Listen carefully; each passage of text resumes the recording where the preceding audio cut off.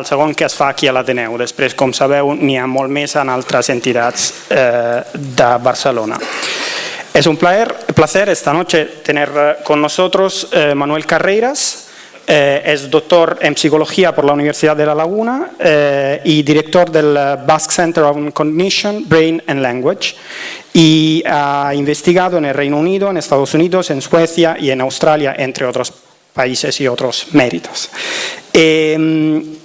Esta noche nos hablará de neurociencia y literatura. No digo nada de introducción porque lo hará muchísimo mejor él. Solo apuntar, digamos, que la idea del cervell envaeix la ciutat encaja muy bien con un poco el espíritu que desde el Ateneu estamos intentando promover, es decir, la ciencia como un elemento transversal dentro de la cultura, como un elemento normal del debate en la sociedad, y también como el esfuerzo de devolver el Ateneu al circuito de los actos de la ciencia viva. Y de hecho este ciclo, el cervell envaeix la ciutat, está relacionado con una conferencia, la conferencia de la Federación Europea de Sociedades de Neurociencia, que se hará en Barcelona en julio. Recordaros que este ciclo está organizado por el Instituto de Cultura de Barcelona, del Ateneu Barcelonés, la Sociedad Española de Neurociencia y la Obra Social de la Caixa. Y nada, una última cosa, agradecer muchísimo a las personas que tanto desde el Ateneu como desde el ICUB y las otras entidades implicadas han organizado este acto. Como os he dicho, en este momento aún están entrando personas, es un acto que ha tenido muchísimo éxito, lo estamos remitiendo en otra sala y entonces digamos que es un acto que tiene una logística bastante complicada y nada, agradecerle muchísimo el trabajo y el esfuerzo que han hecho y que ha permitido que esto sea posible. Ahora paso la palabra, luego habrá un amplio turno de preguntas y de palabra y nada, recordaros que aquí tenemos una programación de ciencia estable que sigue más adelante. En el mes de marzo empezamos un nuevo ciclo, es un ciclo dedicado a la salud, se llama Una altra manera de mirar la salud y empezaremos con un investigador que nos hablará de la salud que respiramos. Pues nada, paso la palabra al doctor Carreras. Gracias. Muchas gracias.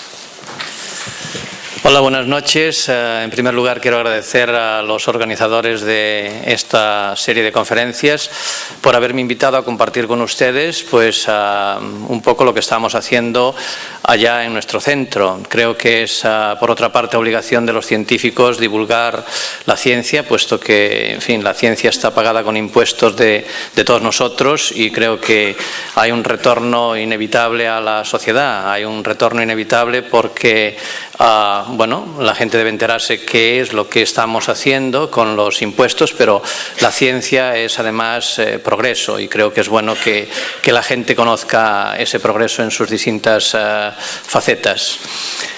Bueno, sin más, el título, cuando me lo propusieron, pues me asustó un poco porque evidentemente yo no hago literatura, hago neurociencia, pero entonces había una pata ahí distinta. Estuve pensando cómo articular algo coherente y entonces vino a mi ayuda pues Mario Vargas Llosa. Cuando uno lee el discurso que hizo en su momento titulado Elogio de la lectura y de la ficción en la presentación de la entrega del Premio Nobel, pues decía cosas como esta: aprendí a leer a los 5 años en la clase del hermano Justiniano, en el colegio de La Salle, en Cochabamba, Bolivia. Es la cosa más importante que me ha pasado en la vida. Casi 60 años después, recuerdo con nitidez cómo esa magia, traducir las palabras de los libros en imágenes, enriqueció mi vida, rompiendo las barreras del tiempo y del espacio y permitiéndome viajar con el Capitán Nemo y 20.000 leguas de viaje submarino, luchar junto a D'Artagnan y otra serie de cosas. La lectura convertía el sueño en vida y la vida en sueño y ponía al alcance del pedacito de hombre que era yo el universo de la literatura. A mí esto me pareció absolutamente fascinante. si nos damos cuenta, en la lectura está omnipresente en nuestra sociedad de la información. Bueno, cuando jugamos al Monopoly, cuando leemos, cuando tenemos que leer una novela, atender a nuestro bebé y tenemos que entender la receta de la leche, o cuando salimos de viaje, en fin, está presente en nuestras vidas, ¿no? Y entonces la pregunta que nos hacemos es que, bueno, realmente las palabras son mágicas. Y es que una vez que aprendemos a leer no podemos hacer otra cosa sino leerlas, ¿no? Es imposible sustraerse a esto. Y lo hacemos de una forma sumamente rápida. Lo hacemos a una velocidad pues de 4 palabras por segundo, una palabra cada 250 milisegundos, y realizamos muchas operaciones complicadas. Realizamos una codificación visual, ortográfica, fonológica, semántica, y todo eso que veremos luego qué significa, lo hacemos en un tiempo absolutamente récord. Cada palabra decimos en 250 milisegundos. Es la velocidad impresionante de nuestro cerebro. Y para ello vamos a hacer un pequeño experimento en la sala. Si están conmigo, tienen que nombrar el color. En no presten atención a lo que leen, simplemente nombren conmigo el color. Ahora sería rojo, ¿verdad? Vamos allá. ¿Rojo? ¿Azul?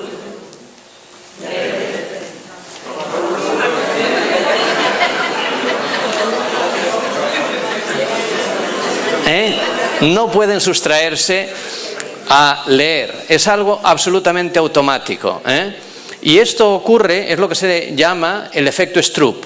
Y esto ocurre con los lectores expertos, pero incluso ocurre cuando somos lectores avezados en una segunda lengua. Todos aquellos que leen bien inglés tendrían el mismo efecto Stroop en esa segunda lengua, en inglés. ¿Por qué? Porque una vez que automatizamos ese proceso es imposible dejar de leer. Y entonces nos surgen un montón de preguntas. Por una parte, sabemos que el lenguaje es una habilidad exclusivamente humana. Bueno, hay gente que disputa esto. En mi clase yo decía, los monos no hablan, solo hablan los primates humanos. Y apareció aproximadamente hace 6 millones de años. Sin embargo, la lectura es una destreza que hemos de aprender y que no se desarrolla si no hay un aprendizaje intensivo. Muchos de ustedes recordarán aquello de que la letra con la sangre entra, ¿verdad? Bueno, creo que ahora los métodos de aprendizaje han cambiado bastante y no hace falta que haya sangre, pero sí es verdad que es costoso. Y es costoso más en unas ortografías que en otras, ¿no? En inglés sabemos que cuesta mucho más leer que en castellano, porque hay una correspondencia muy caótica entre las letras y los sonidos de esas letras, Pero bueno, a eso llegaremos. Vamos a ver un breve apunte histórico, y es que la lectura ha aparecido en distintos sitios del planeta en distintos momentos. Y no solo ha aparecido en distintos sitios en distintos momentos, sino que ha aparecido con distintos tipos de grafía, distintos sistemas de lectoescritura. Hay sistemas alfabéticos, pero hay sistemas silábicos, hay sistemas logográficos, hay muchos sistemas. Se dio distintas soluciones dependiendo del sitio donde nació. Entonces, sabemos varias cosas sobre la lectura. A diferencia del lenguaje, no es un instinto. Después, si quieren, podemos polemizar si el lenguaje es o no un instinto, Y ya para adelantarles, a nadie se le ocurre decir que las arañas no tienen el instinto de tejer las telas de araña. A nadie se le ocurriría decir que es la abuela araña la que le enseña a tejer a la araña, ¿verdad? Es un instinto. Bueno, pues en el caso del lenguaje, y si quiero lo hablamos después, es un instinto, igual que las arañas. Entonces, la lectura no es un instinto, tenemos que aprenderla, y como todo aprendizaje es muy probable que implique cambios cerebrales. Y por tanto representa una oportunidad absolutamente única para estudiar la plasticidad cerebral, así como el funcionamiento de esos mecanismos cognitivos y las redes cerebrales que sustentan esos mecanismos cognitivos. Entonces, ¿qué es lo que sabemos en estos momentos sobre la lectura? Bueno, antes les comentaba que había cosas importantes como la semántica, la fonología y la ortografía. Y hoy sabemos por distintos medios, por modelos computacionales, que están muy relacionadas. Ahora iremos a ver en qué consisten cada una de ellas. La ortografía y la fonología son dos elementos básicos de la lectura. Y la lectura después será la base para la literatura. Bien, ¿la ortografía qué es la ortografía? Bueno, pues la ortografía es que nosotros tenemos que hacer distinciones sumamente sutiles e ignorar otras. La ortografía es que para reconocer palabras tenemos que hacer una operación sumamente compleja. Tenemos que procesar la identidad de las letras y tenemos que considerar la posición de las letras. O sea, no es lo mismo sol que los. Son dos cosas distintas, pero contienen las mismas letras. Entonces tenemos que ser sensibles, nuestro cerebro es sensible a si la S va en primera posición o si la S va en segunda posición. Y a la vez tenemos que considerar como las mismas palabras estas, que van en distinta grafía. Y tenemos que decir que una A minúscula y una A mayúscula, que son visualmente muy distintas, se corresponden con la misma letra, y sin embargo una A y una E, que son visualmente muy similares, tenemos que decir que son distintas. Esa es la ortografía. Nuestro cerebro tiene que hacer distinciones muy sutiles e ignorar otras distinciones. Y por otra parte tenemos la fonología. La fonología o la conciencia fonológica, el ir más allá de los pictogramas. Si uno entra en el British Museum, el Museo Británico, y entra en la sala de egiptología, verá todos aquellos jeroglíficos que son muy diferentes de los alfabetos latinos. Bueno, también les mostraba antes que había distintos tipos de soluciones. En el alfabeto latino lo que tenemos es que tener una conciencia fonológica, que es saber que existen letras, que también se llaman grafemas, y que tienen una serie de correspondencias con fonemas, es decir, con sonidos. Y esto que nos parece tan obvio ahora, no lo es, porque si cogemos a analfabetos adultos y a otros recién alfabetizados, como hicieron estos señores allá en Portugal hace tiempo, y les presentamos cosas que no son, es decir, cadenas que no son palabras, como pube o como pluco, y le decimos, quítame el primer fonema y dime qué es lo que queda. Bueno, pues no son capaces de hacerlo. Los analfabetos solo lo hacen en un 19% de las ocasiones, mientras que las personas alfabetizadas, estos eran personas que eran recién alfabetizadas, ustedes lo harían en un 100%, ¿verdad? Pero esta gente acababa de aprender a leer, lo hacía en un 73%. Es decir, es necesaria la fonología para poder tener esa característica. Por tanto, esa conciencia fonológica no es un hito evolutivo automático, como existen otra serie de cosas automáticas en el lenguaje, sino que requiere esa instrucción formal, adquirir esa ortografía y esa fonología. Entonces podemos llegar a preguntarnos muchísimas cuestiones, ¿no? Que es lo que nos encanta a los científicos, realizar preguntas, aunque nunca encontremos la respuesta, sino otras preguntas más interesantes.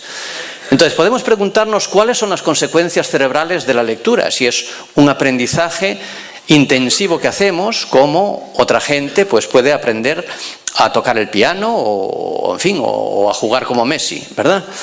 De la ortografía y la fonología, ¿cuáles son esas consecuencias?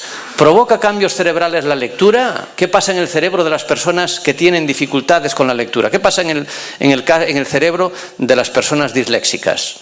¿Cuáles son los circuitos cerebrales que posibilitan esa lectura? Y una vez que hemos adquirido esa lectura, cuando vamos más allá de la mera transmisión de conocimiento y empezamos a utilizar figuras literarias, ¿cómo nuestro cerebro responde a esas figuras literarias? O cuando hay gente como, ciertas personas con ciertas habilidades que improvisan toda una serie de, poesía o componen una serie de versos. ¿Qué sucede en el cerebro de esas personas? Y para ello yo hoy les voy a conducir a través de una serie de experimentos que hemos hecho, fundamentalmente utilizando la técnica de la resonancia magnética. Para entendernos, la resonancia magnética es igual como cuando ustedes van al hospital y hacen una resonancia de rodilla y les sale allí el hueso y les sale, pues, en fin, que se ve uno definido cuáles son los cartílagos, muy bien la rodilla. Bueno, pues esto lo hacemos con el cerebro. Entonces podemos hacer una resonancia estructural como esa, como la de la rodilla, que le entregan a ustedes cuando van al hospital, o podemos, mediante otra serie de secuencias, sacar más información. En una resonancia estructural, nosotros en el cerebro podemos ver la densidad que tiene la materia gris, digamos, es decir, para entendernos, la materia gris sería, pues, el cuerpo de la neurona, o la materia blanca, que serían los axones, cómo se comunican unas neuronas con otras, que son como las autopistas del cerebro, y entonces podemos ver esa materia blanca, esa materia gris, pero además con secuencias particulares podemos ver cómo esa materia blanca, cuál es la direccionalidad, los tractos que llamamos, o podemos hacer lo que se denomina resonancia magnética funcional. Y con esa resonancia magnética funcional podemos poner a esas personas allí en la resonancia y observar su actividad cerebral, su flujo sanguíneo, para entendernos, mientras realizan una determinada tarea. La lógica es la siguiente: si una determinada zona del cerebro está involucrada en la realización de una determinada tarea, va a necesitar, para trabajar, consumir energía, y esa energía le va por el flujo sanguíneo. Con la secuencia adecuada, nosotros podemos apresar en qué zonas del cerebro existe más flujo sanguíneo y, por tanto, relacionar que esas zonas están implicadas en esa determinada tarea. Bueno, pues con esta lógica les voy a conducir a una serie de experimentos que hemos realizado para poder entender algunas de las preguntas que les he planteado. Hay muchísima investigación, no solo la nuestra, que ha conducido a decirnos que la lectura fundamentalmente se asienta en tres circuitos. En lugar de simplemente zonas, estamos hablando de que el cerebro trabaja como un circuito. Y bueno, tenemos estas zonas que están implicadas en el circuito, que son el giro frontal inferior izquierdo, lo que comúnmente se conoce como área de Broca. Tenemos el córtex temporoparietal, también estamos hablando siempre del hemisferio izquierdo. Ese córtex temporoparietal pues incluye lo que muchos conocerán, que se llama el área de Wernicke.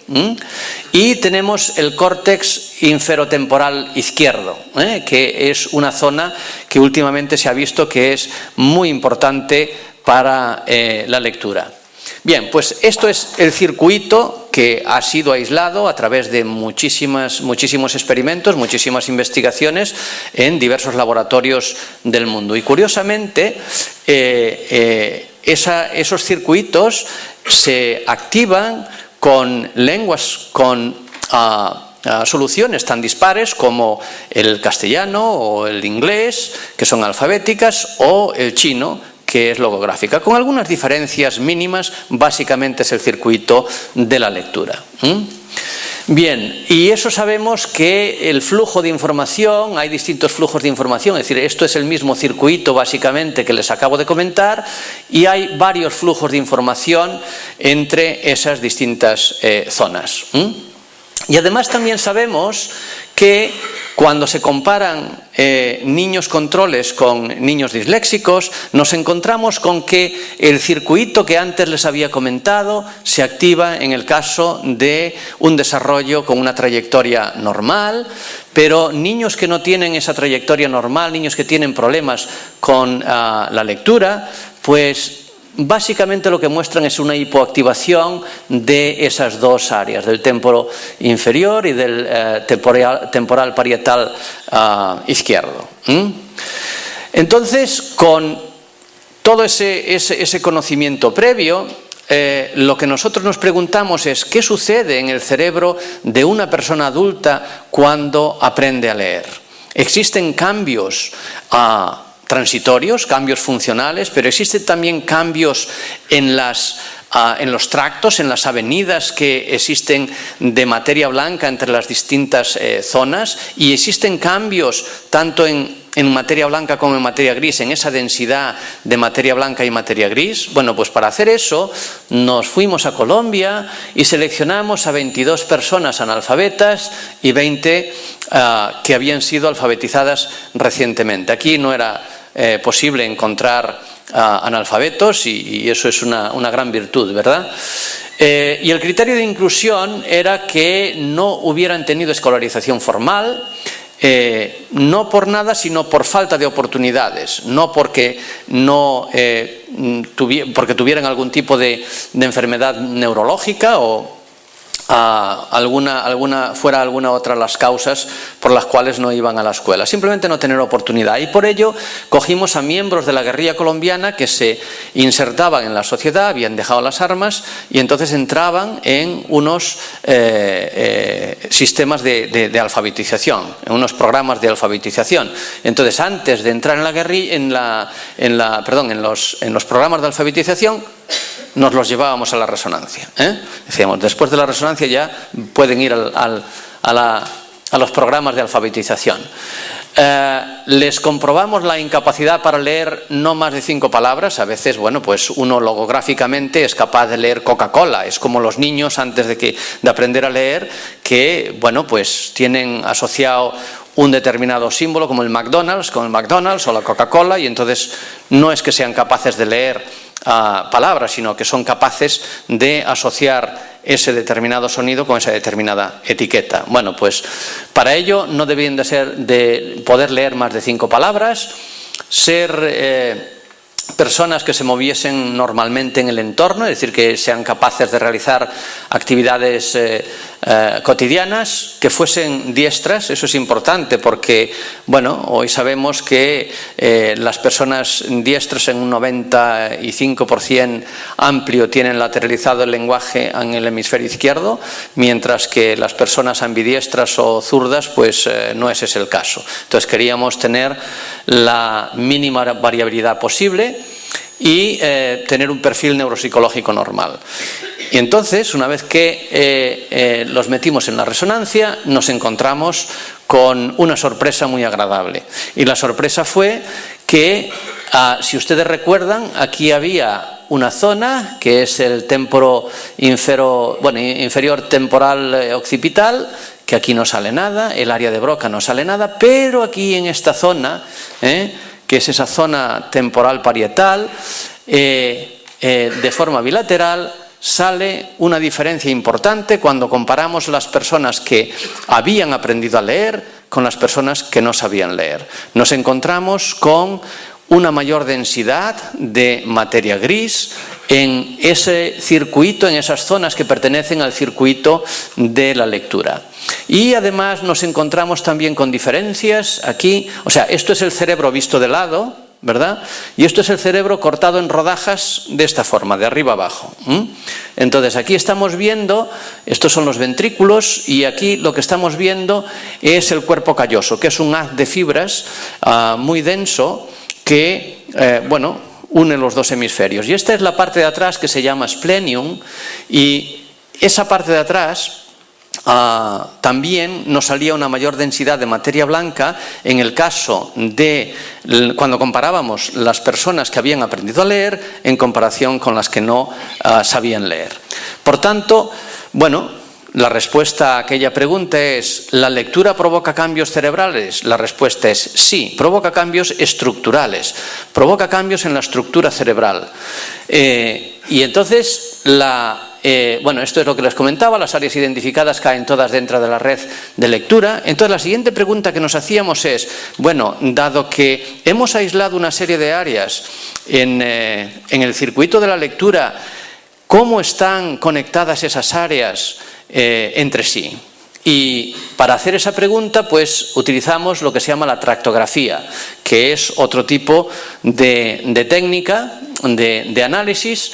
Y entonces ahí estábamos buscando a ver si esas zonas de materia gris que habíamos identificado tenían algo que ver también con esa zona de materia blanca, a ver si es que se unían de alguna forma en ese circuito esas dos zonas. Y la respuesta fue que sí, es decir, que si aquí tenemos el splenium, este es el cerebro cortado de esta forma, sagital por el medio, y allí lo tenemos cortado de esta determinada forma.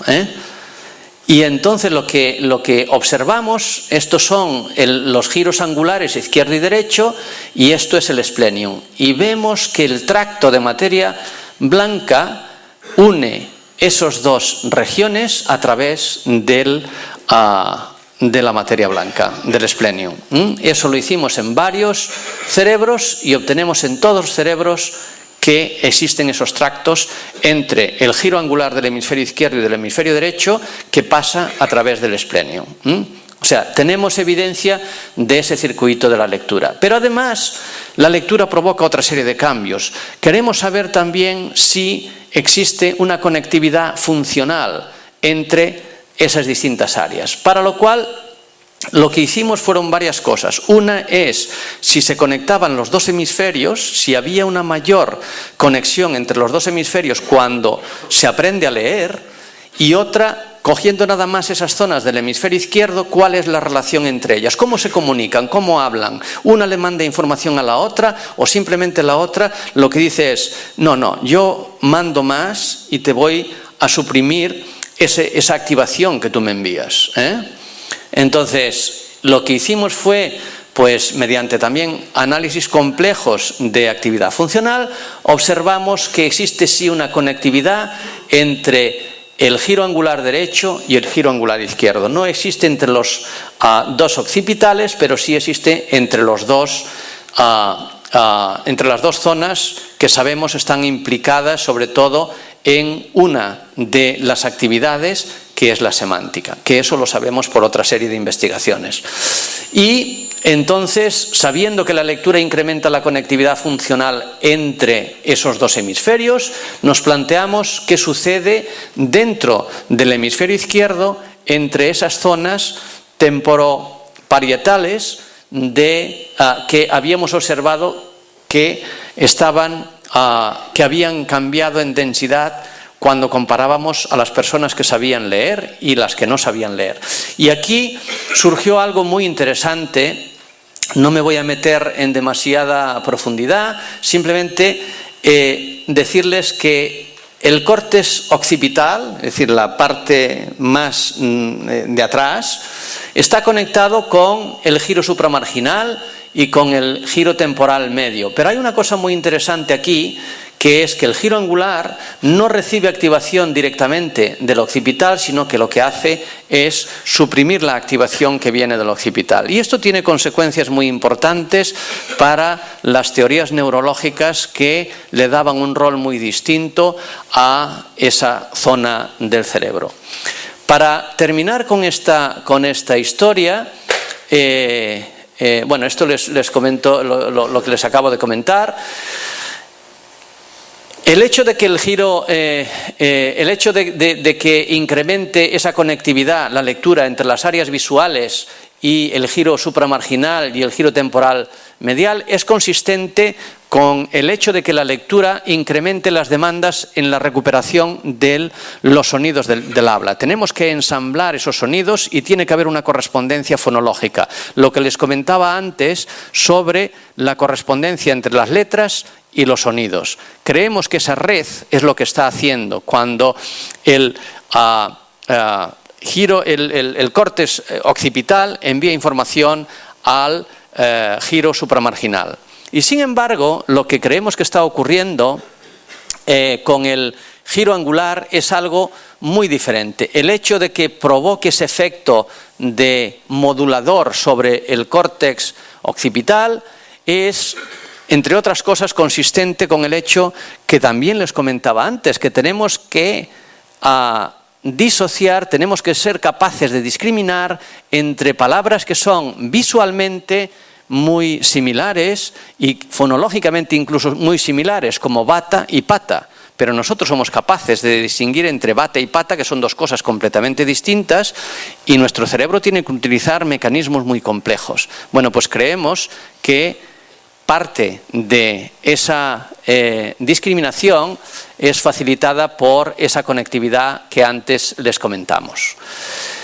Bueno, todos estos hallazgos es importante tener en cuenta que son consistentes con los estudios anatómicos y funcionales que los comentaba antes sobre la dislexia y que muestran que, si ustedes recuerdan, la transparencia que les comentaba al principio, mostraban que existía una hipoactivación en precisamente las áreas temporoparietales. También es verdad que existían en las inferior temporal, pero sobre todo en las temporoparietales, que es donde encontramos nosotros esas diferencias de materia gris entre los analfabetos y las personas que habían aprendido a leer. Por tanto, la lectura es una actividad compleja que implica mecanismos muy complejos. La ortografía veíamos que era uno de ellos, la fonología, y que provoca cambios cerebrales importantes en esa red, sobre todo en las zonas temporoparietales. Bien, pero no solo de lectura vive el hombre. Decíamos que somos capaces de aprender a leer, pero los primates no humanos son capaces también de, vincular una determinada etiqueta con un determinado objeto, con un referente, y sabemos hoy en día que los monos son capaces de, cuando quieren un plátano, ser capaces de mostrarle pues, al cuidador una etiqueta que ponga plátano. Nosotros vamos más allá. Nosotros somos capaces de decir cosas como estirar la pata o eres la niña de mis ojos. Estamos hablando de figuras literarias, de retórica, estamos hablando de algo que va más allá de la mera asignación de un significado a un determinado referente, porque es la niña de mis ojos significa mucho más que el significado de cada una de las palabras por separado, ¿verdad? Y va más allá incluso, no solo del significado de cada una de las palabras por separado, sino incluso de lo que es el significado literal de esa frase, que literalmente no tendría sentido. Estirar la pata tiene sentido literalmente, es decir, alguien puede estirar la pata, pero bueno, nosotros cuando decimos estiró la pata, nos estamos refiriendo a algo muy diferente de que alguien simplemente realice el acto de estirar la pata. Entonces tenemos toda una serie de lenguaje figurado, como son las metáforas, los modismos, los oxímoron, la poesía, las improvisaciones. Son algo más allá que el mero lenguaje de utilizar utilizar una etiqueta para asignarle un determinado referente. Entonces, otra pregunta que nos podemos hacer, ya sabemos leer, sabemos que eso provoca cambios en nuestro cerebro. ¿Qué pasa cuando damos un paso más allá y nos preguntamos si también nuestro cerebro es sensible a la belleza del significado, cuando jugamos con el significado? Y para ello les voy a comentar, existe mucha literatura, es decir, existen muchas investigaciones sobre lenguaje figurado, sobre metáforas, en qué medida hay zonas del lenguaje que suelen estar con un sesgo hacia el hemisferio izquierdo, cuando estamos hablando de lenguaje oral, en qué medida esas metáforas, ese lenguaje figurado, pues recluta otras zonas diferentes y sobre todo zonas del hemisferio derecho. No voy a entrar ahora en ese debate, lo que les voy a comentar son dos investigaciones que están en curso, que todavía no están finalizadas, estamos haciéndolas y esperamos rematarlas pronto, pero bueno, creí que era un momento adecuado para compartir con ustedes pues experimentos que todavía no están finalizados y por tanto, bueno, pues puede ser partícipes de qué es lo que sucede durante el embarazo y después ya veremos en el parto cuando se acaben los experimentos. Entonces, voy a hablarles de los oxímoros y voy a hablarles de las improvisaciones. Y para ello lo que tenemos que hacer es intentar entender qué es lo que han hecho otros científicos, observar las teorías que existen previamente sobre esos fenómenos y ver qué es lo que nuestro experimento puede contribuir para el avance de ese entendimiento teórico de cómo funciona el cerebro. Entonces sabemos por otra serie de investigaciones que, volviendo al hemisferio izquierdo, básicamente estamos hablando de la misma red, pero no es exactamente la misma red, porque bueno, este cerebro está visto, este cerebro de cartón, digamos, de mentira, está visto un poquito diferente de cómo les mostré el otro. Por tanto, esto es el giro temporal medial, o sea, no estamos hablando para nada ya del inferotemporal, que era una zona importante para la lectura. Aquí estamos hablando de áreas que están implicadas en el significado. Y ahora lo que vamos es ir un poquito más allá e intentar entender dentro de esa red, porque cada vez que intentamos integrar significado ponemos en juego distintas zonas y entonces estamos hablando de una red que comunica distintas zonas. Entonces lo que queremos entender ahora es cómo es esa comunicación. Y sabemos por investigaciones anteriores que el giro frontal inferior anterior y el posterior están implicados en la recuperación de información léxica y en la selección de candidatos. Cuando nosotros leemos o cuando nosotros hablamos, hay muchas palabras que tienen significados similares, los sinónimos, por ejemplo, ¿verdad? Y nosotros a la hora de hablar o a la hora de recibir esa información, al final nos quedamos con uno de ellos. Entonces tenemos que hacer una selección léxica de esos sinónimos o de palabras que se asemejan mucho en cuanto a la ortografía, ¿eh? Entonces tenemos palabras que son vecinas, que son muy similares, que cambiamos una letra y se convierten en otra palabra. Veíamos, por ejemplo, pata y bata. Son dos palabras distintas, pero simplemente difieren en una letra. Entonces, digamos que estas áreas se encargan de esa selección léxica y luego hay otras dos áreas que son muy importantes, que son el giro angular, veníamos que antes estaba implicado en la semántica, y lo que se denomina el polo anterior temporal. Bueno, pues esas dos áreas lo que están es implicadas sobre todo, o sabemos por otras investigaciones, que parecen estar implicadas en la integración del significado. O sea, ya tenemos unas áreas que parecen estar implicadas en la selección léxica y otras en integrar significado de distintas palabras. Bueno, pues los oxímoros son una figura literaria que pueden ayudarnos a intentar corroborar o falsear este modelo. Entonces lo que hicimos fue presentarles, mientras estaban en la resonancia, una serie de frases en donde, bueno, teníamos frases neutrales, esa revista Fotografía a un monstruo solitario. Bueno, los monstruos suelen ir solos, no suelen ir acompañados de mucha gente, ¿no? Es una frase pues normal, como podíamos decir, pues el ordenador está encima de la mesa. Sin embargo, les presentábamos, vamos a olvidarnos por hoy del pleonasmo, porque tiene otra serie de connotaciones, y vamos a centrarnos en las violaciones. Esa revista Fotografía a un monstruo geográfico, no tiene sentido. Es como comer pan con calcetines, o sea, no, uno espera que sea mantequilla, no calcetines, ¿no? Entonces aquí monstruo geográfico no tiene ningún sentido. Y aquí tenemos el oxímoron, que es esta revista Fotografía a un monstruo hermoso. Un monstruo no es hermoso, una noche no es blanca. Sin embargo, nosotros estamos acostumbrados últimamente a ir de museos en noches blancas, ¿no? O sea, ¿qué pasa con el lenguaje? ¿Qué significa eso? ¿Cómo trata nuestro cerebro esa información que es absolutamente incompatible? Una noche no es blanca, una noche es negra. Puede haber luna llena, entonces puede ser un poquito menos negra, pero una noche no es blanca. Y un monstruo, pues no es hermoso. Los monstruos suelen ser feos, a no ser que, bueno, ya en algunas películas se caricaturizan de forma diferente, pero generalmente nosotros tenemos asociados a los monstruos como algo feos. Entonces tenemos un contraste de significado.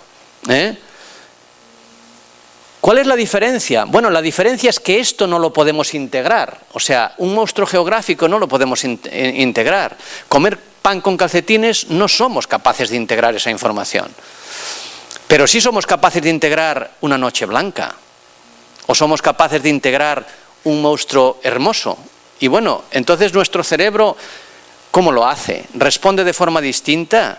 Bueno, pues para eso, si nos volvemos al modelo anterior y decimos, hombre, hay unas zonas que lo que tienen que hacer es selección léxica. Pero hay otras zonas que parece ser que se están encargando de la integración del significado. Bueno, si esto es así y nosotros estamos en lo cierto, si contrastamos las violaciones con los oxímoros, pues en las zonas anteriores, en lo que podríamos denominar de forma muy burda el área de Broca, en el giro frontal inferior, no deben distinguirse la violación del oxímoro. ¿Por qué? Pues porque en ambos casos tenemos que hacer una selección léxica. Ahora bien, cuidado, luego, monstruo hermoso sí somos capaces de integrarlo, pero monstruo geográfico no somos capaces de integrarlo. Por tanto, el polo temporal y el giro angular probablemente deberían estar haciendo cosas distintas o deberían tratar de forma distinta esa información. Es decir, lo que debería dar es una activación diferente cuando comparamos estas dos condiciones. O lo que es lo mismo, para que nos entendamos todos bien. Cuando veamos la activación en zonas anteriores, no debemos encontrar diferencias entre ellos, pero cuando hablemos del polo anterior o del giro angular, sí deberemos encontrar diferencias de activación. ¿Vale? Bueno, pues curiosamente, este es para que vean que cuando cogemos todas las condiciones contra la línea base se nos activa la red típica del lenguaje. Tenemos aquí occipital, tenemos todo el temporal y tenemos aquí el área de Broca y tenemos un poquito de motor. Y esto es lo que sucede cuando contrastamos. Vamos a fijarnos en las dos barras de acá. Vamos a olvidarnos hoy de estas dos, ¿vale? Vamos a centrarnos en esas dos y aquí tenemos lo que se denomina el pars triangularis y el pars orbitalis. Para entendernos, el área de Broca es el giro frontal inferior y entonces el giro frontal inferior no muestra diferencias de activación entre el oxímoro y la violación en distintas subzonas del giro frontal inferior. No muestra diferencias entre oxímoro y violación, ni en el orbitalis, ni en el triangularis, ni en el conjunto. Bueno, esto era lo que predecíamos, porque somos capaces de hacer recuperación léxica. Entonces, si esa zona está encargada de la recuperación léxica, bueno, no debería haber diferencias. Ahora bien, en el polo temporal deberíamos encontrarlas. Y nos vamos a los polos temporales izquierdo y derecho, ¿y qué sucede? Pues que el cerebro trata de forma distinta el oxímoro de la violación. O sea, el oxímoro es capaz de integrarlo, el oxímoro sí es capaz de entender lo que es una noche blanca o un monstruo hermoso, pero se desentiende cuando no es capaz de integrar comer pan con calcetines o un monstruo geográfico. Por tanto, el cerebro responde de forma distinta y, esas figuras literarias nos ayudan a entender mucho más esos mecanismos, cómo funcionan esos determinados mecanismos. Sabemos que hay zonas que se encargan de unas cosas y hay zonas que se encargan de otras. Por tanto, la red de procesamiento semántico tiene funciones diferentes para diferentes áreas de la red. El córtex prefrontal, estos datos están de acuerdo con la idea de que hace una recuperación y una selección léxica, y el polo temporal una integración del significado. Y la última parte que quisiera compartir con ustedes es un fenómeno que es el de los versolaris. El versolarismo en el País Vasco está muy arraigado. Y no existe solamente en el País Vasco, existe en otros sitios, pero allí hay hasta concursos de versolarismo, entonces atraen a mucho público y básicamente lo que hace el versolari es que recibe un input, se le dice habla de esta cosa, de lo que sea, y se le describe brevemente el tema y a partir de esa descripción tiene que componer con una determinada métrica o coplas o sorchicos, que son coplas más complicadas, digamos, ¿no? Entonces, eso tiene interés para los científicos porque pone al sistema en una situación diferente. Todos nosotros a veces tenemos que improvisar, nosotros todos producimos el habla, por tanto tenemos que planificar qué es lo que queremos decir, tenemos que hacer una selección de las palabras que queremos decir, tenemos que ordenarlas de una determinada forma, porque bueno, a unas le asignamos el rol de sujeto, a otras de verbo, y luego las ordenamos, es decir, que si no, no nos entenderíamos, pero somos capaces de hacer todo eso de una forma muy rápida. Y además tenemos que seleccionar la información fonológica, es decir, tenemos que mandar señales a nuestro sistema articulatorio para que se mueva de una determinada forma nuestras mandíbulas, nuestra lengua, y entonces podamos emitir una serie de sonidos. Es decir, estamos haciendo una actividad sumamente compleja cuando producimos. Ahora la cuestión es, bueno, ¿qué sucede con esas personas en donde llevamos al extremo esa capacidad? Porque tienen que hacer una actividad de planificación mucho mayor que la que hacemos nosotros, ¿eh? Es igual que cuando en el CERN, por ejemplo, pues empiezan a chocar partículas. Bueno, pues estamos llevando a un código superlativo las leyes físicas para poder entender cómo se comportan. Bueno, pues aquí igual, aquí lo que estamos es sirviéndonos de esas personas que tienen una habilidad especial para poder entender cuáles son las etapas y qué tipo de mecanismos y de redes cognitivas estamos poniendo en juego cuando producimos el habla. Bueno, los versolaris podríamos compararlos a los raperos tradicionales, ¿no? Es decir, que son gente que componen, cantan e improvisan versos en euskera. En escasos segundos el versolari ha tenido que intuir y ordenar materiales de su composición y ha elaborado un borrador mental para poder empezar a producir. Bien. Y tienen una particularidad muy interesante. Cuando estuve hablando con ellos hubo dos cosas que me llamó poderosamente la atención. Una es que no empiezan por el principio, empiezan por el final. Es decir, lo que ellos hacen es la última estrofa y luego van hacia atrás. Y otra cosa que me dijeron es que ellos tienen una margarita. Y entonces van deshojando la margarita. Es decir, que cada uno de los pétalos de la margarita contiene una serie de rimas. Entonces yo me planteé, esta gente probablemente lo que tiene es la información almacenada de forma distinta a como la tenemos nosotros para poder, o accede a la información, igual la tiene almacenada de una forma similar a la nuestra, pero está accediendo a ella de forma distinta, porque, bueno, son capaces de hacer cosas que nosotros no somos capaces de hacer, y eso después de un entrenamiento. Bueno, pues la pregunta es, a ver si somos capaces de arrancar ese secreto a la naturaleza, de entender un poco más cómo es nuestro sistema de producción del lenguaje, poniéndolos a ellos en funcionamiento. Bueno, entonces para ello lo que fuimos es a la literatura previa, es decir, qué es lo que se ha hecho previamente, y eso nos puede ayudar a poder situar nuestro problema. Bueno, pues hoy sabemos que existen zonas cuando, por ejemplo, hacemos una tarea que es muy utilizada en producción, que es las tareas de fluidez. La tarea de fluidez consiste, dime todas las palabras que comiencen por C, por ejemplo, o por L. Y entonces uno tiene que poner en juego la fonología, porque tiene que entender lo que es ese fonema y intentar recuperar todas aquellas palabras que empiecen por ese determinado fonema. O una tarea de fluidez semántica, en donde le decimos la categoría de muebles, 1, 2, 3, respondo otra vez. Y entonces tiene que darnos todas las categorías, todos los elementos de la categoría de muebles. O, en este caso, uno de rima. Entonces le damos una rima y tiene que decirnos todas las palabras que rimen con esa determinada rima. Bueno, pues esa es una de las tareas que podían utilizar los versolaris y que podían hacer personas normales. Bueno, vamos a dejar esto por un momento. Y entonces, vamos a hacer con los versolaris dos cosas. Vamos a utilizar tareas que podemos hacer las personas sin esa habilidad.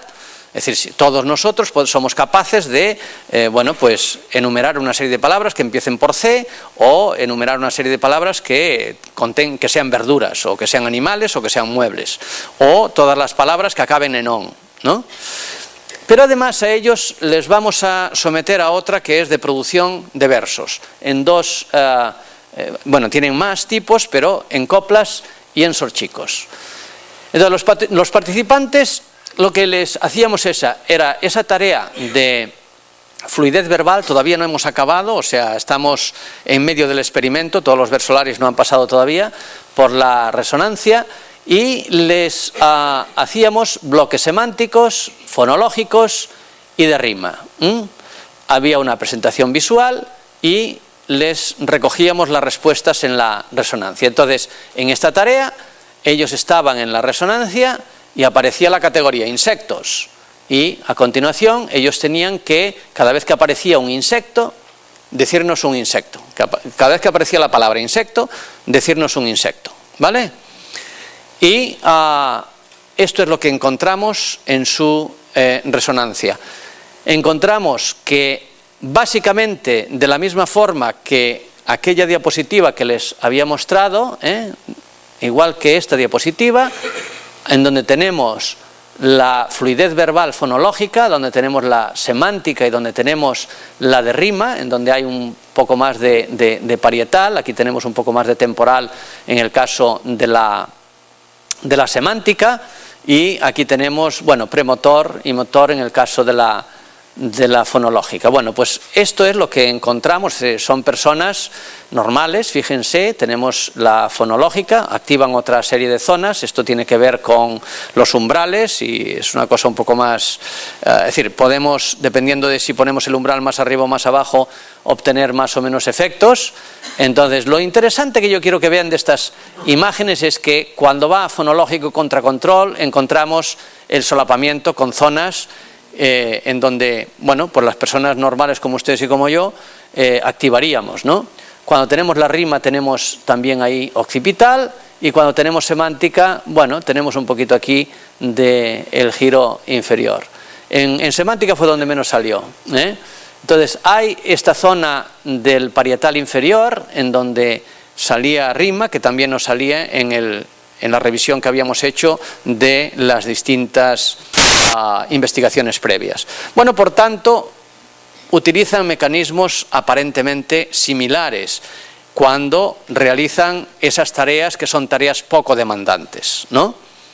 Bien, ¿qué pasa cuando los sometemos a la práctica que ellos hacen normalmente? Es decir, a recitar versos a partir de temas. Pues seleccionamos 30 temas susceptibles de ser empleados en la composición de coplas, es decir, es una unidad básica de 4 líneas, y los sorchicos, que son 8 líneas, ya son más complejas. Entonces, hacíamos una presentación auditiva de un tema, él no sabía, el versolari no sabe qué tema le va a aparecer, tiene que improvisar, y recogíamos las respuestas verbales en la resonancia mientras estábamos midiendo su activación cerebral. Y esto es lo que... les voy a poner un ejemplo para que vean cómo... Zure burmuina aztertzeko ikerketa batean parte hartzeko baiezkoa eman duzu. Makina handi honetan sartu eta dagoeneko damutzen hasia zara. Estas son las instrucciones que ellos reciben, obviamente las reciben en euskera. Aquí es lo que le decíamos: has dado el visto bueno para participar en una investigación sobre tu cerebro, acabas de entrar en esta máquina y ya te estás arrepintiendo, Entonces, esto es lo que ellos producían. O sea, eso es lo que le hemos dado como instrucción para que ellos piensen y creen una copla o un sorchico. En unas veces le decíamos que era sorchico y en otras copla. Bere izena dago baietzan zerrendan, orain ezin aiz hasi ez eskataten ban. baina etxi dut eta neronek antzeman, ez dakit probarako balioko deda. Esto es lo que producen y esto es lo que nos sale. Entonces, lo que dividíamos, fíjense, dividíamos en, por una parte, le dábamos las instrucciones, luego había un lapso de tiempo de 10-14 segundos, dependiendo si era copla o sorchico, porque el sorchico requería un poquito más de elaboración, y a continuación le decíamos que empezase a hablar. O sea, esta es la etapa de elaboración, esta es la etapa en donde le decíamos, lo que pasa es que es difícil que eso nos hicieran caso, que no empezasen a elaborar en ese determinado momento, sino que simplemente recibiesen las instrucciones y solo cuando recibiesen esta instrucción comenzasen la elaboración. Entonces, aquí tenemos contra, digamos, la cruz, cuando no hacen nada, tenemos las activaciones de la etapa de presentación, en donde, bueno, pues vemos básicamente que lo que tenemos es el córtex auditivo y el prefrontal, ¿verdad? En la preparación, sin embargo, bueno, ya desaparece porque ya no están recibiendo el input auditivo, desaparece el córtex auditivo, pero hay unas cosas muy interesantes. Tenemos el área de Broca que está aquí realmente funcionando de una forma absolutamente increíble, y tenemos esta zona que es, bueno, dorsal, occipital, y tenemos temporal inferior, que es bilateral. Y volveremos a ello. Y ya en la producción desaparece la activación del área de Broca, lo que tenemos es córtex premotor, motor, y, bueno, córtex motor bilateral. Entonces, esto a mí me pareció absolutamente impresionante. Si vemos ahora las diferencias, tenemos aquí entre la presentación y la preparación, que lo que queda pues es básicamente las zonas auditivas, ¿no? O sea, está escuchando, en la preparación no está escuchando, solo en la presentación del tema. En la preparación del tema contra la presentación se nos queda esta zona frontal, pero no nos quedan más zonas porque yo creo que en la presentación ellos ya estaban elaborando probablemente algo. Sin embargo, cuando nosotros cogemos y restamos la preparación de la producción, fíjense en donde está el área de Broca absolutamente funcionando y toda esta zona es decir, occipital y temporal inferior bilateral. Y sin embargo en la producción lo que tenemos es en el hemisferio derecho esta zona frontal derecha. Bueno, ¿qué nos dice esto? Esto nos dice muchísimas cosas. ¿Se acuerdan de la margarita? A mí cuando me dijeron lo de la margarita y vi esto, digo, bueno, pues aquí probablemente, sí, no tenemos una evidencia absoluta, hay que hacer otro experimento para contrastar esa hipótesis, pero probablemente lo que están es realizando un ejercicio de imaginabilidad de esa margarita. Entonces están seleccionando las rimas y por eso probablemente pues está activado todo el córtex occipital y esta zona inferior. Y a su vez están elaborando todo el armazón gramatical, todo ese armazón de la copla, que entonces esa zona deja de funcionar cuando ya empezaron a articular. Y sin embargo, cuando empezaron a articular, lo que están haciendo es una monitorización de lo que están diciendo. Sabemos que esta área está implicada en monitorización, sabemos que aquella área está implicada en la producción, entonces, bueno, están casando esas cosas, ¿no? Repito, este es un resultado preliminar, pero lo que nos sugiere por el momento es que esa presentación, lo que están haciendo en ese momento es procesando el discurso, ese input que están recibiendo. En la preparación están elaborando esa información y planifican, y además recuperan visualmente de la margarita esa información, en donde tienen en distintos pétalos grupos de rima, y en la producción, en la etapa de producción, tienen la monitorización en el frontal izquierdo. Bueno, pues para concluir ya, porque ya creo que va siendo hora, ¿verdad? Tenemos que las figuras retóricas permiten transmitir nuevos conceptos, realidades que se pueden asociar a algo que no existe en nuestro mundo. Por ejemplo, bueno, estamos llenos de esas no realidades. Cuando Winston Churchill acuñó telón de acero, es decir, ¿qué es? No existe un telón de acero, pero nosotros somos capaces al final de tener una imagen vívida de algo que ni es un telón ni es de acero, pero es algo distinto. Leer frases con oxímoro, como les decía, monstruo hermoso o noche blanca, determina una reacción diferente, una reacción cerebral distinta a leer frases con errores de significado, en unas zonas y en otras no, porque hay zonas que realizan unas funciones y hay otras zonas que realizan otras funciones. Nuestro cerebro no considera el fruto de la creatividad de poetas y literatos como simples creaciones sin sentido, no, elabora algo distinto, esa belleza del significado nuevo, ¿no? Por otra parte, la improvisación de versos pone en juego la creatividad y un fuerte componente comunicativo. Improvisar versos activa componentes de la producción del lenguaje que magnifica como un microscopio o un telescopio algunos, como es la preparación del discurso y esa monitorización, porque esa monitorización no se ve normalmente en esos estudios, a no ser que, bueno, sometas al sistema a una situación muy diferente, como es el caso del versolarismo. Por tanto, la literatura proporciona una ventana privilegiada para investigar el funcionamiento de las redes cerebrales con un prisma absolutamente diferente. Y para concluir, déjenme rematar con otra cita de otro gran pensador que nos decía que la lectura hace al hombre completo, la conversación ágil y el escribir preciso. Y sin más, pues agradezco a todas las personas de nuestro laboratorio y de otros laboratorios que han participado en las distintas investigaciones, y también pues a decir que estas investigaciones han sido posibles gracias pues al patrocinio del Gobierno vasco, de Ikerbasque, que es la Fundación Vasca de la Ciencia, del Ministerio, que ya no existe, del de Ciencia e Innovación,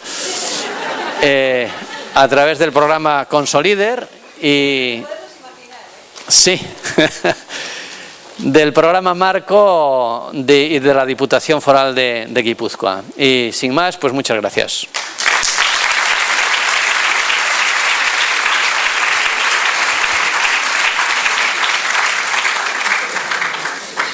Muy bien, muchísimas gracias, de verdad. Ahora llegará el micro, un momento de paciencia. Aprovecho para hacer una pregunta yo súper rápida. Quería saber, este estudio de los versolaris, ¿cómo nace? ¿Cuál es porque me parece que hay un documental, hay una historia allí detrás. Bueno, la ciencia es apasionante, bueno, por lo menos a mí me parece apasionante. Y entonces a veces surgen, pues después de muchas horas de trabajo, tiene uno que destilar pues muchísima información, y otras veces las preguntas, porque yo creo que en la ciencia evidentemente hay toda una parte en donde uno tiene que ser entrenado en el uso de estas técnicas, lo cual es muy complejo, en estadística, en fin, uno tiene que pasar pues muchas horas de becario ahí delante del ordenador, pero hay una cosa que es fundamental y que yo siempre le transmito a mis alumnos, y es: lo más importante es la pregunta. Si uno hace preguntas estúpidas, por mucha técnica que tenga, le va a dar una respuesta estúpida. Y si uno hace preguntas inteligentes, de vez en cuando sale alguna respuesta inteligente, no siempre. Entonces, muchas veces salen de destilar información, pero esta es muy curiosa, no salió de destilar información. Llegó por allí el productor de un documental que acaba de salir sobre los versolaris y me dijo: bueno, yo vengo aquí con un versolari para que lo metas en la resonancia y nos digas qué es lo que pasa. Y digo, no, las cosas no son así. O sea, primero tenemos que sentarnos, ver si hay una pregunta interesante y luego, bueno, destilar mucha información. Entonces, lo que ahora nos preguntemos, pues a lo mejor tenemos la respuesta o una pregunta más interesante dentro de un año, ¿no? Y así nació. Entonces, me senté con con uno de los versolaris y le empecé a preguntar pues cómo hacía, ¿no? ¿Qué tipo de...? Y me llamó la atención lo de la margarita y empezamos a indagar y ver a ver cómo tenía o cómo podrían tener almacenada esa información y qué tipo de estrategias podían estar utilizando y en qué medida eso, bueno, pues esa habilidad tan singular podía elevarse a la categoría de universal, porque podría ser una ventana muy interesante para poder entender cómo funcionan las redes en situaciones muy atípicas, ¿no? Entonces, no suele suceder esto, o sea, esto no es lo normal. Lo normal es que las preguntas nazcan a partir de una destilación muy importante de otras preguntas previas que hacemos, de resultados fallidos, en fin, de resultados de otras investigaciones, pero esta fue una cosa un poco curiosa, sí. Hay una pregunta ahí. Sí, ¿verdad? Bueno, primero agradecerle de corazón esta interesantísima charla y su estilo claro y divulgativo. Tengo dos preguntas bastante breves.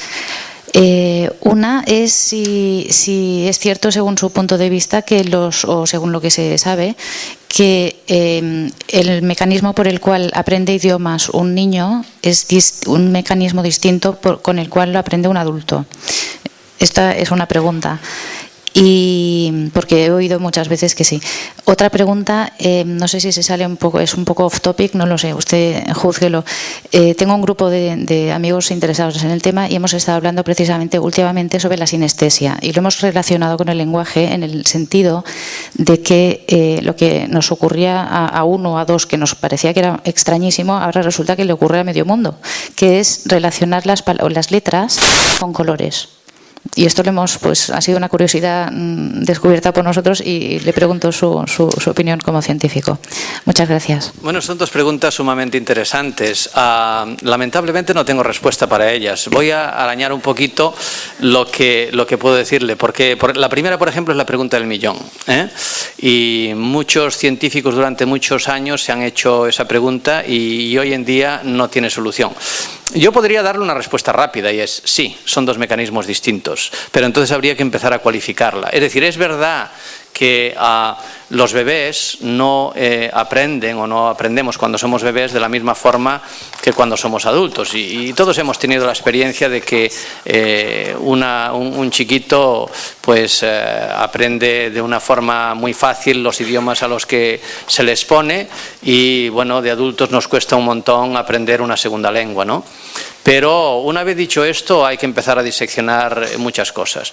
Sabemos, por ejemplo, que los bebés, y aquí tienen un laboratorio en Barcelona muy importante que trabaja sobre bebés, que está dirigido por la doctora Núria Sebastián, en donde, bueno, pues lo que han descubierto y otros laboratorios del mundo es que los niños desaprenden, los bebés desaprenden, o sea, vienen sobreaprendidos, por decirlo así, son capaces de distinguir cualquier fonema de cualquier lengua del mundo y a la vez que se van sintonizando su sistema con la lengua del entorno a la que están expuestos, van perdiendo esa capacidad de discriminación. Entonces, a los 4 meses son capaces, un bebé japonés es capaz de distinguir entre rata y lata, pero a los 8 meses no, porque la R y la L no son contrastivos en su propia lengua. Entonces, bueno, hay, digamos, una ventana en donde se va estabilizando el sistema y luego resulta más difícil volver a recuperar esos contrastes, ¿no? Por ejemplo, es una verdadera pesadilla para nosotros, para castellano parlantes, el espacio vocálico inglés, porque tienen un montón de vocales que nosotros no tenemos y no somos capaces de ajustar nuestro sistema a esos contrastes. Entonces, bueno, hay un proceso en donde somos capaces de hacer unas determinadas cosas en determinado momento porque el sistema se va sintonizando y luego no. Y dicho esto, hay que empezar a ser un poco más, es decir, tenemos que meter el bisturí y entonces el lenguaje no es un todo, el lenguaje son muchas cosas, el lenguaje es la fonología, entonces lo que acabo de decirle explicaría por qué cuando uno aprende la lengua de mayor tiene un acento extranjero. porque es muy difícil a no ser que haya un entrenamiento, y sí es verdad que también hay estudios que hacen un entrenamiento intensivo y son capaces de llegar a cuasi similar contraste que en el caso de los nativos. Pero el lenguaje no es solo fonología, el lenguaje es morfología, el lenguaje es léxico, el lenguaje es sintaxis. Entonces, el acuerdo grande es que hay elementos del lenguaje que sí son capaces de aprenderse casi de forma nativa de adulto, es decir, somos capaces de memorizar y por tanto de tener un léxico importante de adultos de la misma forma que los niños, pero probablemente otros mecanismos del lenguaje no seamos capaces de adquirirlos de la misma forma. Entonces, bueno, se está investigando en ello, se está viendo y cada vez pues hay verdades que parecían inamovibles, como el periodo crítico, que era inamovible hace unos años y hoy en día pues no se cree que haya ese periodo crítico mágico de los 7 años o de los 12 años. En fin, es una pregunta muy compleja y que no es que no quiera darle una respuesta, es que en estos momentos no existe. Es decir, no es verdad que exista un periodo crítico a los 7 años, o por lo menos hay evidencia en contra de esa idea.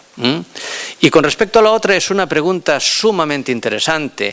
Se están haciendo estudios sobre sinestesia y lo que se cree, o una de las teorías que está en boga, es que nosotros vamos haciendo lo que denominan un pruning, ¿no? El pruning es como cortar, cuando uno hace la poda, ¿vale? Uno hace la poda en invierno, la poda de los árboles, y entonces va cortando ramas. Nuestro cerebro tiene multitud de conexiones que a medida que se va sintonizando con el entorno, esas conexiones que son importantes se hacen, digamos, más fuertes y otras conexiones se van perdiendo. Bueno, pues se cree que en el caso de los sinestetas no han perdido ciertas conexiones y por eso cuando hay un área que se activa, estás activando otra área a su vez y entonces tienes las letras con distintos colores. De nuevo, se está creando, hay una investigación también muy interesante de otro investigador español, creo que hay que hacer patria, porque es verdad que hay muy buenos investigadores aquí en nuestro país, y Luis Fuentes acaba de publicar recientemente de la Universidad de Murcia un estudio en donde era capaz de crear sinestetas virtuales mediante la hipnosis. Entonces, sí es decir, hay distintas teorías, pero una de las teorías que más se está haciendo hueco es el hecho de que el pruning no ha llegado a hacerse y, por tanto, esas zonas que no deberían estar conectadas, bueno, no deberían, no sabemos si deberían o no, a lo mejor es mucho más interesante ver las letras en colores. Yo no las veo, entonces no lo sé. Pero bueno, que las personas que no vemos parece ser que tenemos esas dos áreas desconectadas y las personas que las ven pues mantienen esas conexiones entre esas áreas.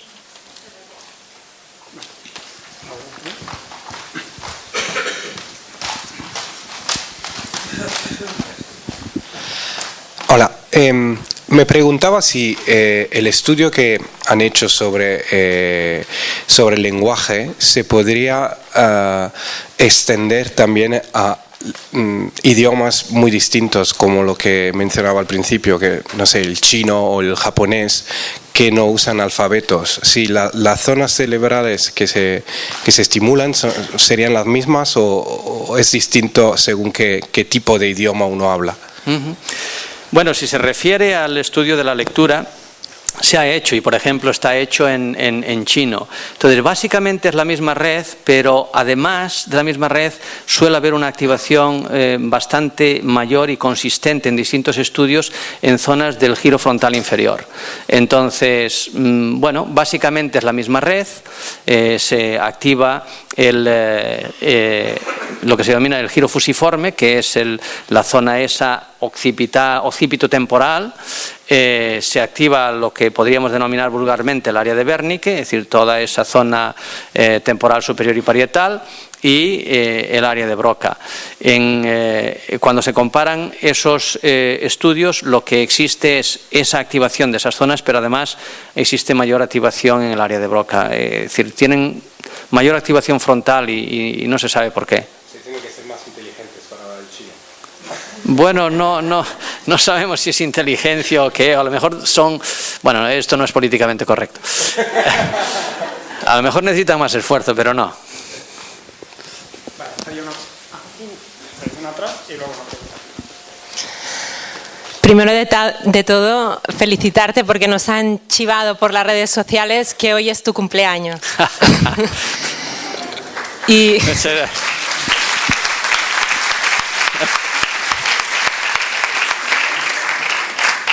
Y añadir una pregunta, si vais a estudiar también a los glosados de las Baleares, que me da la impresión que se parece bastante a la tradición versolari.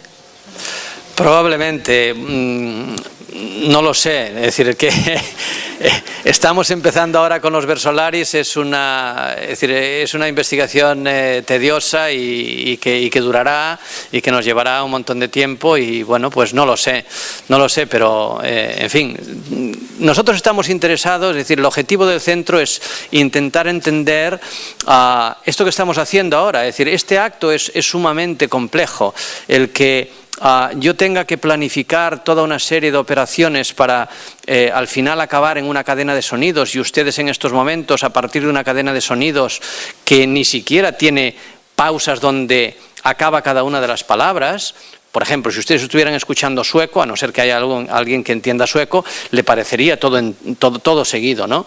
Bueno, pues ustedes están cortando esa cadena y seleccionando palabras, ajustando unas con otras hasta que al final pues llegan a crear un significado en su mente, ¿no? Entonces, el centro, el objetivo es entender esos procesos de comprensión y producción y el proceso de repetición. Y para ello, pues bueno, pues queremos ver qué es lo que ocurre en personas bilingües, en personas monolingües, qué sucede cuando el cerebro va perdiendo ya capacidades y hay una cierta neurodegeneración, cómo eso afecta al lenguaje. Entonces, bueno, pues estamos viendo el lenguaje en distintas situaciones, o la lengua de signos, que es una de las lenguas que utilizan los sordos. Entonces es una lengua igual que la nuestra, solamente que se produce en una modalidad diferente, ¿no? Entonces estamos intentando arañar esa naturaleza para intentar arrancar esos secretos y poder entender cómo funciona la maquinaria cognitiva y las redes neurales que subyacen a esa maquinaria cognitiva. Entonces, si se presenta la oportunidad, ¿por qué no? Si es interesante, de nuevo, el traer a esas personas, pues porque nos ayudarán a entender mejor el proceso, ¿no? Entonces, la cuestión es buscar una pregunta interesante. Y si esa pregunta es interesante y para ello necesitamos, pues, requerir la colaboración de esas personas, pues les pediremos amablemente si quieren colaborar, sí.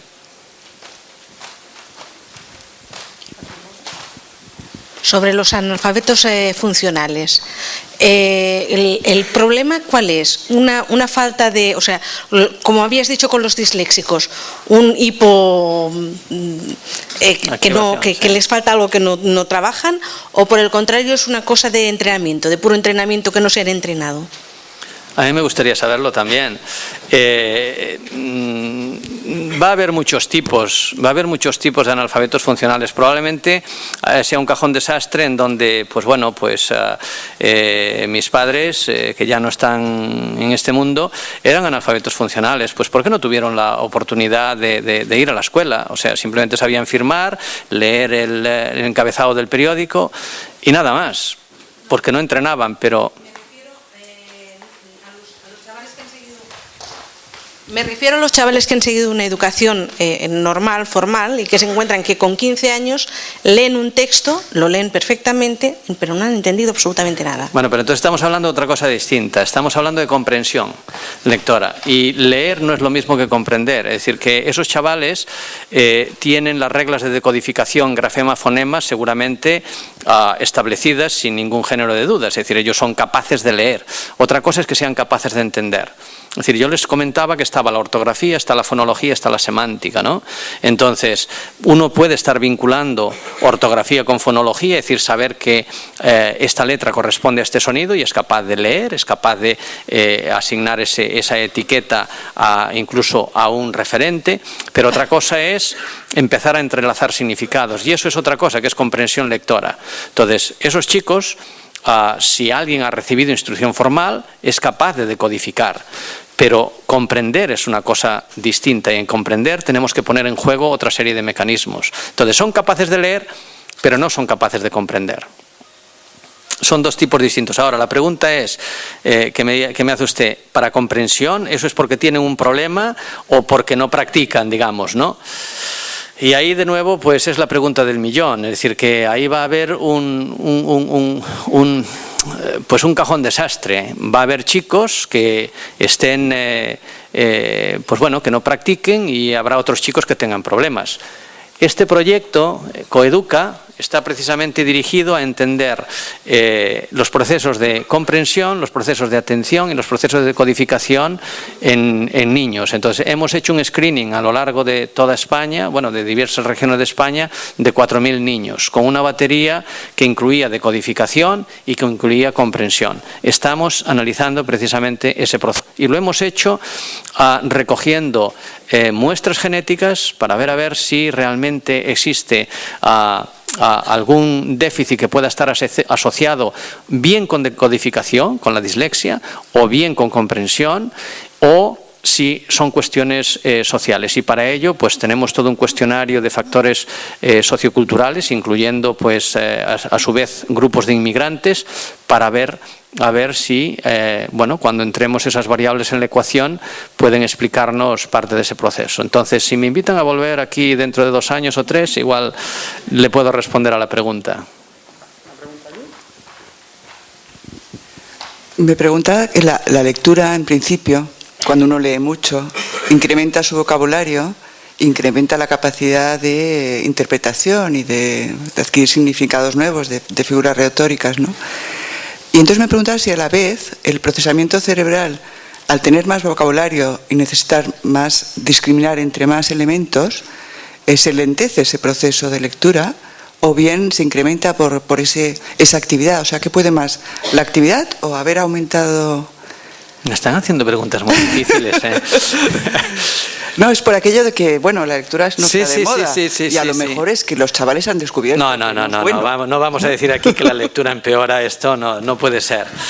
No, probablemente, vamos, no me viene ahora a la mente ningún experimento que se haya dedicado a responder precisamente esa pregunta. Lo que sí sabemos, por ejemplo, es que, bueno, existen modelos que nos dicen que dependiendo de la magnitud del vocabulario que uno tenga, pues existe más actividad léxica a la hora de seleccionar palabras, con lo cual eso ayuda a seleccionar palabras, que a su vez tiene un proceso inverso de inhibición si existen muchos candidatos léxicos con ese, ¿no? Entonces, digamos que es como el ser bilingüe, ¿no? O sea, hay un pequeño trade-off, pero obviamente cuando uno ejercita la lectura va a tener muchísimo mayor velocidad de acceder a esa información, porque es igual que Messi, ¿no? Es decir, que si está practicando ahí seguido, pues le van a salir las faltas y por eso ganará el Barça, ¿no? Vale, levantad las manos, por favor, porque creo que vamos a agrupar. Vale, 2 preguntas aquí y luego 2 aquí. Hola, mi pregunta es muy fácil y tal vez no muy acertada, pero aprovecharé la ocasión. A mí me gustaría saber si se conocen equipos de investigación aquí en España que, del mismo modo que aquí se analiza el efecto de la lectura en los cambios cerebrales, si hay un equipo que estudia cómo nos afecta la arquitectura y el urbanismo a nivel cerebral. Ese sí que es difícil, ¿eh? ¿Ah, sí? Ese sí que... Agrupamos 2 preguntas. Vale, una más.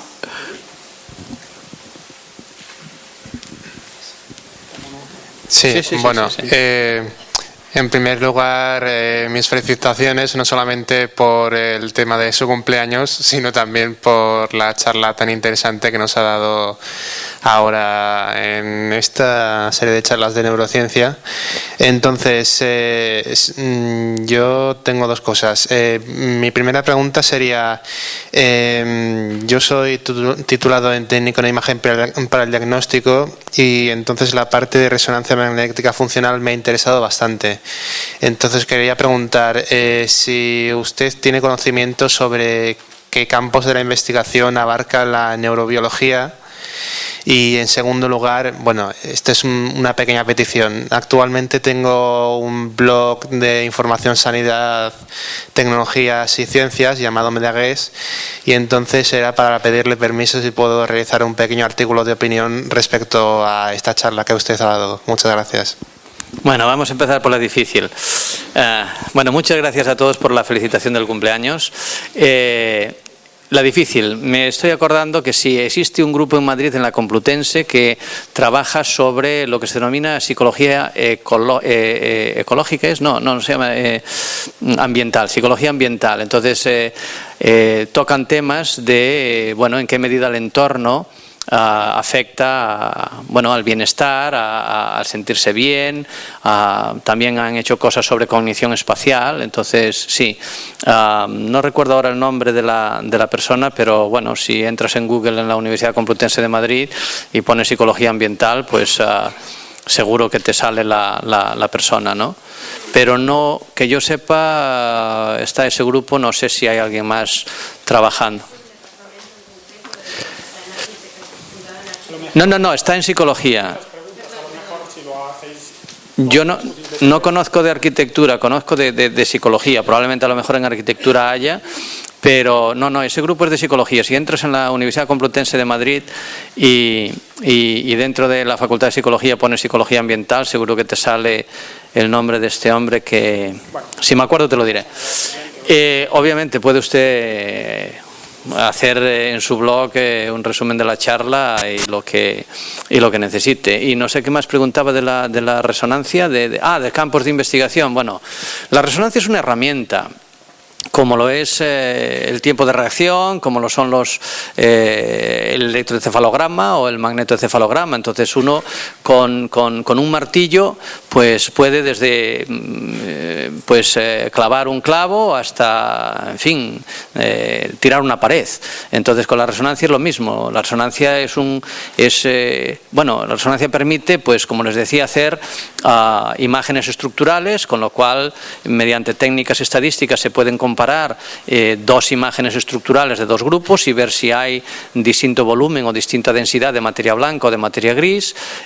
Con la resonancia podemos hacer tractografía, con lo cual podemos ver cuál es la dirección de esas vías, de esos tractos que existen entre distintas zonas del cerebro, y podemos hacer funcional. Entonces, se puede meter a una persona en la resonancia, tener un diseño claro y una pregunta muy, muy concreta, y entonces, observar diferencias de activación ante la realización de dos tareas diferentes, o una tarea y una línea base, un control, o entre dos grupos. Pero es una herramienta, es decir, que uno se puede hacer preguntas de memoria, se puede hacer preguntas de lenguaje, de atención, de un montón de cosas, ¿no?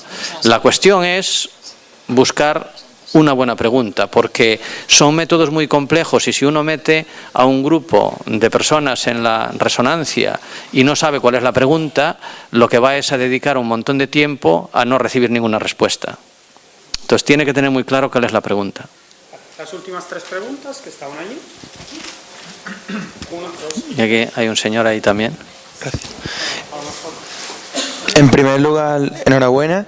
Y en segundo lugar, yo quería saber si en la fase de análisis de datos de su experimento, cuando a los sujetos de la muestra el experimentador analiza la producción de cada verso o de cada copla, en esa fase, al ser un número de sujetos pequeño relativamente, ¿se analizaba también el discurso semánticamente o textualmente o de alguna manera, o simplemente se analizaba la imagen de la resonancia magnética y en función de eso se sacaban las conclusiones? Es una pregunta... No me dejan responder. Primer la gent que no ha preguntat. Hola, buenas tardes. Con respecto a los versolaris, esta actividad que es poética y de interpretación tiene un componente artístico, de motivación, un poco musical, incluso escuché.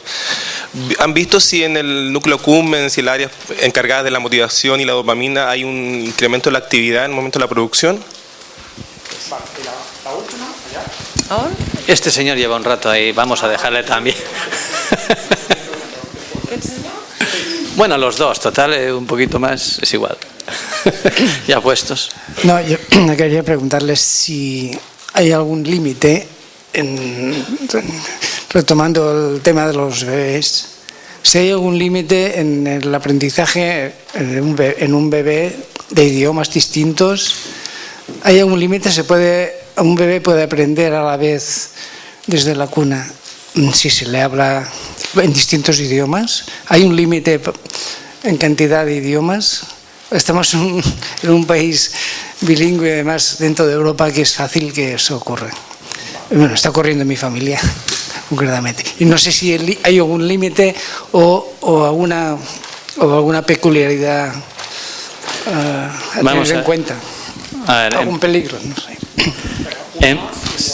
Una más, son 4. Ahí, nosotros ponemos a los versolaris ahí en memoria, pero ahora mi memoria, la working memory mía, igual es que está haciendo un experimento conmigo. Un par de preguntas que nos mandan desde Twitter. De Sapoa Príncipe nos pregunta: ¿los estímulos positivos favorecen la plasticidad neuronal a cualquier edad y los negativos? Esa es una pregunta. Y la otra es de Lunga Harmonia. Dice: la dimensión enciclopédica del significado, ¿cómo la conectan con el mapeo cerebral en el tema de categorizaciones? Esa segunda no sé yo muy bien. La primera. Vamos allá. Me parece una pregunta muy interesante y porque... de verdad. Porque no lo hemos hecho todavía, ¿eh? No lo hemos hecho, está en cartera. No lo hemos hecho porque lo que os acabo de presentar es una primicia. O sea, esto está analizado de ayer. O sea, no penséis que os estoy diciendo aquí una trola. No. Lo que hemos hecho es simplemente recopilar las producciones de ellos y no mirar las producciones en este momento. Simplemente era cuestión de ver si había diferencias de activación. Pero, evidentemente, todas esas producciones se han registrado y ahora van a ser versolaris independientes los que... porque ellos tienen un sistema de puntuación que yo todavía lo ignoro, pero cuando hacen los concursos, pues tienen un sistema de puntuación, si la copla o el sochico, pues es bueno, es malo, en qué medida. Entonces, lo que queremos es, en primer lugar, analizar a ver si existen diferencias entre ellos en cuanto a la bondad, ¿no? de eso. Pero sí, es algo que tenemos en cartera a la hora de analizar. No lo hemos hecho hasta el momento, lo que les he presentado es muy crudo, son 13 versolaris lo que hay, vamos a llegar a 18, o sea, es una primicia lo que están viendo, ¿eh? A ver, la segunda era el núcleus accumbens. Sí, no hemos mirado el núcleus accumbens, ¿eh? No quiero decir que no lo miremos, pero no en estos momentos. Aquí hemos mirado lo que... Es decir, en principio yo no veo por qué debería existir esa diferencia de activación. Puede que lo haya, pero bueno, el núcleus accumbens está mucho más implicado en todo lo que es recompensa, en fin, no entiendo yo, o en estos momentos no sabría decir por qué ir a mirar específicamente ahí y en los análisis del cerebro completo, o sea, sin hacer regiones de interés, pues no sale, ¿no? Entonces, en fin, no lo sé, pero será algo a considerar si vemos que es importante. El número de lenguas. Bueno, yo no sé si existen bebés que hayan sido sometidos a 100, pero a 3 sí. Es decir, en principio, como decía antes, como bebés venimos preparados para, en fin, ser capaces de procesar cualquier tipo de contraste que exista en cualquier lengua del mundo. Lo que usted me pregunta no es eso, sino es si es capaz de sintonizarse con contrastes de 5 lenguas, ¿no? Entonces, bueno, hay estudios, por ejemplo, aquí contrastaron en el laboratorio de bebés de aquí, contrastaron bilingües y monolingües, y si no recuerdo mal, a lo mejor estoy recordando mal el resultado, había una pequeña diferencia a la hora de distinguir las lenguas, pero luego eran capaces de distinguir esas dos, y no reconozco si hay con bebés trilingües en estos momentos, supongo que sí, y no se ve ningún tipo de problema con que sean capaces de adquirir esas lenguas. Repito, no es mi campo de especialización, y entonces desconozco si existen estudios concretos, pero bueno, a nadie se le escapa que hoy en día, por ejemplo aquí, pues aprenderán el catalán, aprenderán el castellano y probablemente el inglés, si tienen una tía que es inglesa, o el francés. En el País Vasco lo mismo, están expuestos al euskera, están expuestos al castellano, y si tienen pues a la abuela o quien sea que es inglesa, y hoy cada día es más común, o bien investigadores que vienen, por ejemplo, sin ir más lejos, nosotros tenemos investigadores en nuestro centro en donde los chiquillos están expuestos al alemán, al euskera y al español, y no tienen ningún problema. Pero repito, desde el punto de vista científico experimental, no lo sé. No sé si hay algunos estudios, ni siquiera si pusieron, ni si ese experimento es posible o ético realizar, no lo sé. Habría que pensarlo si podemos exponer a los bebés a 6 o 7 idiomas y ver a ver qué pasa. Como no podemos dejar de enseñarles un idioma, no es ético, no podemos dejar de exponerlos a una lengua, no sé cuáles serían las implicaciones de exponerlos a... Pero vamos, 3 lenguas, sin hacer experimentos, se ve que los niños... Ahora, no sé si existen, repito, experimentos en donde se vea que existe algún retraso, alguna ventaja de tener más lenguas o menos lenguas. La última era sobre estímulos positivos y negativos y plasticidad a lo largo de la vida. Si los estímulos influyen en la plasticidad también en edad avanzada.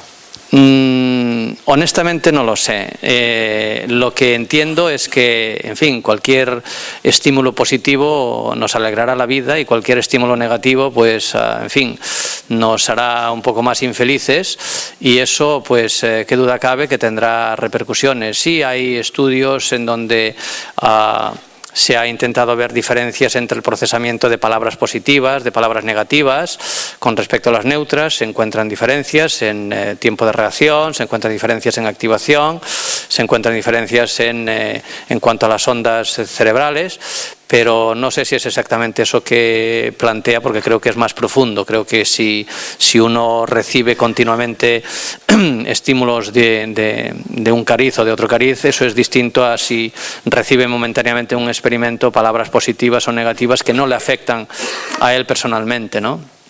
Entonces, bueno, eso no lo sé, sinceramente lo desconozco. Sé que hay algunas investigaciones también sobre gente con depresión, pero no sabría contestar. Y la última, de verdad que no la entendí. Vale. Només dir-vos que si esteu interessats en seguir més actes de Ciències de l'Ateneu, estaré aquí per recollir el vostre correu electrònic. El proper acte és el 20 de març i serà aquest acte titulat La salut que respirem, de Jordi Sunyer, del Centre de Recerca en Epidemiologia Ambiental. I res més, agrair moltíssim a les persones que han organitzat aquests actes per part de l'ICUB, de l'Obra Social La Caixa i de l'Ateneu, i agrair a vosaltres per ser aquí. Gràcies.